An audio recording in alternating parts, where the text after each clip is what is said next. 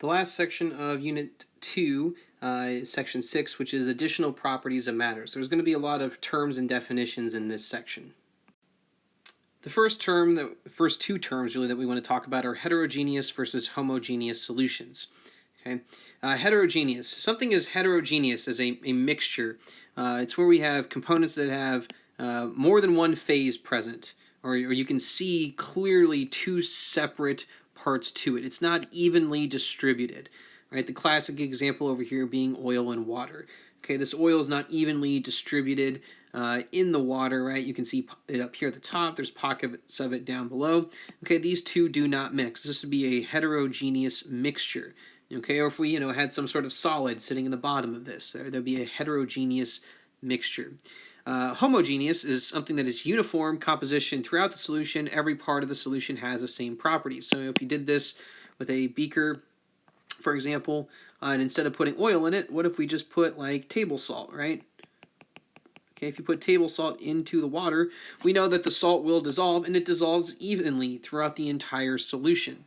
Okay, that would be homogeneous. All right, so that's the difference. Heterogeneous, we've got multiple phases present. It's not uniform. Homogeneous, single phase, and it will be completely uniform throughout.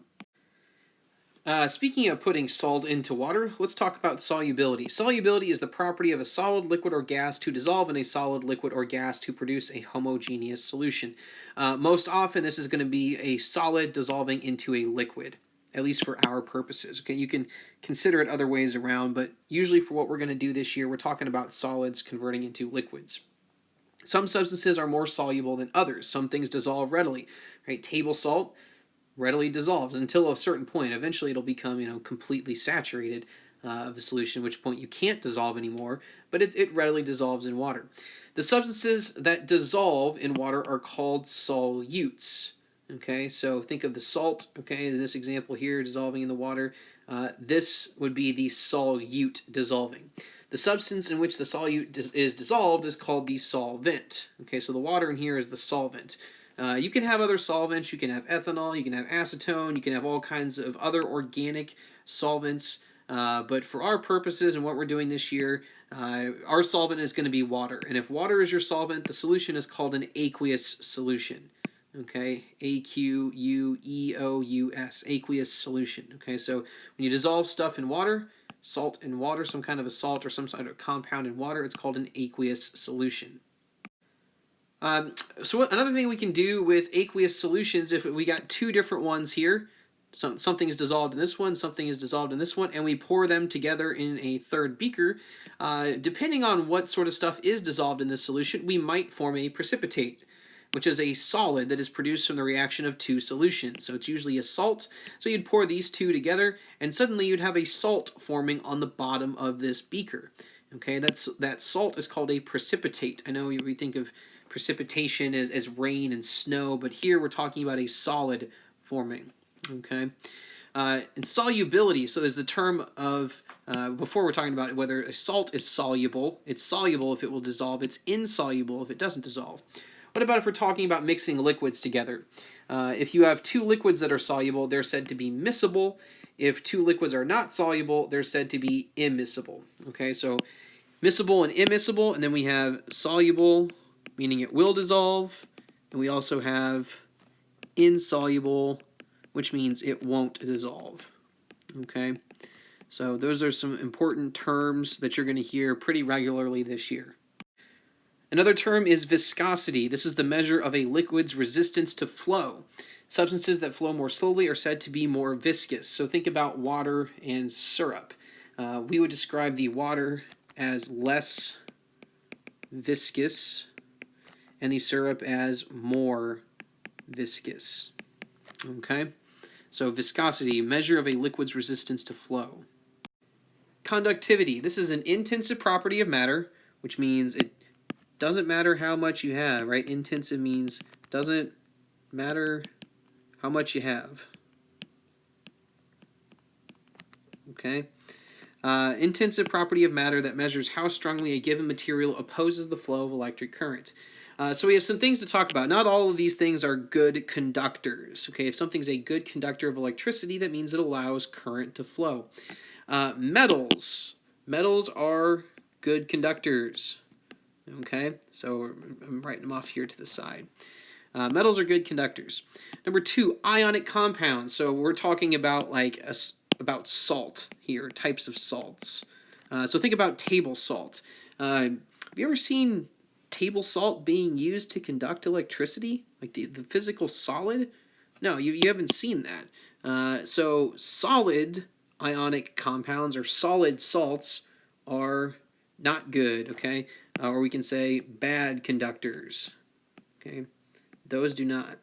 However, if you take something like table salt and heat it up and melt it, now that requires quite a bit of heat, but if you melt table salt, not dissolve it in water, but physically melt it and turn it into liquid salt, it actually is a good conductor. And we'll talk about why later on this year, but for right now, just understand that that is actually the case, that if you liquefy a salt, it actually is a good conductor. Solid salt, bad. Liquid salt will conduct well. And then with solutions, things dissolved in water, something like sodium chloride, which is, again, table salts. Okay, we'll talk about compounds later on, but table salt. When you dissolve stuff in water, those are called electrolytes. These are going to be good conductors. All right, so metals are good conductors, solutions are good conductors. Salts, it depends on whether it is in solid form or liquid form. A couple of properties here of metals. Malleability versus ductility. Malleability is this first one, and then ductility is this second one. Malleability is a solid material's ability to deform under tensile stress. Really, all that is saying is that its ability to bend, right? Okay. Metals are bendable. I mean, it may require a lot of force if the metal's really, really thick, but you can bend them.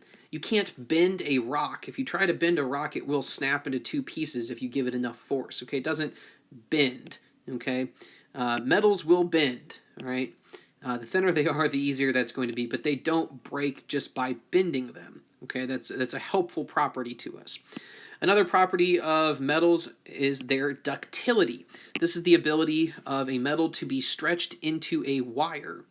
All right, so you can stretch it into a very, very thin wire. That's how we're able to, have electricity all throughout your homes, is by turning these metals into wire so that they can carry the electricity throughout the house or building or school, wherever you are. So we're taking advantage of the ductility of metals as well. And there's different levels of ductility. Some stretch into a wire easily, some do not. Okay, another thing we can do with metals is we can make alloys. So these are materials composed of two or more metals, or a metal and a non-metal.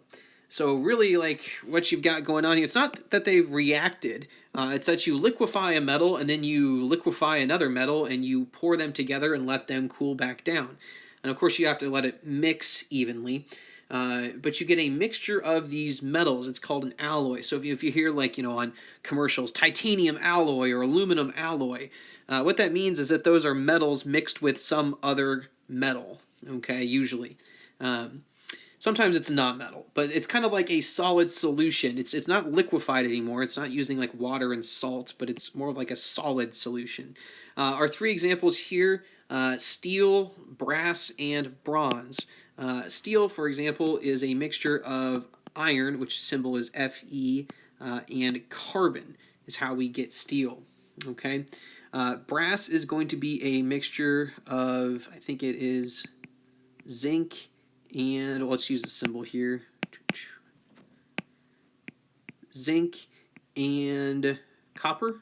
And then our last one, bronze, I believe is a mixture of copper and tin, which symbol is Sn. Okay, so those are some common alloys.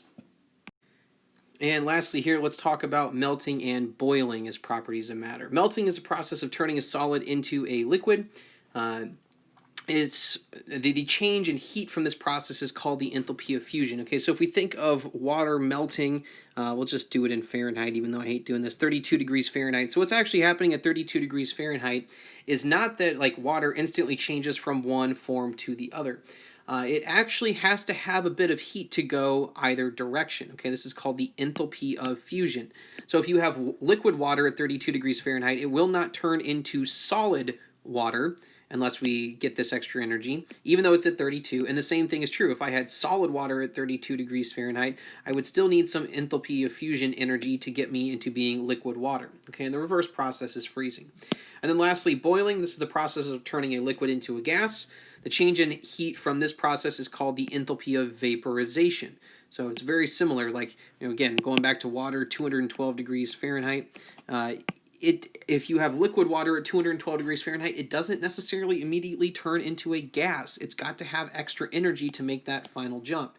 All right, so it stays liquid water until it gets enough energy to turn into a gas. The same thing's true going the opposite way. That 212 degrees Fahrenheit, if it's gaseous water vapor, okay, there's still energy that needs to transfer for this to turn back into liquid water. All right. The reverse process of boiling is condensation. That's it for Unit 2.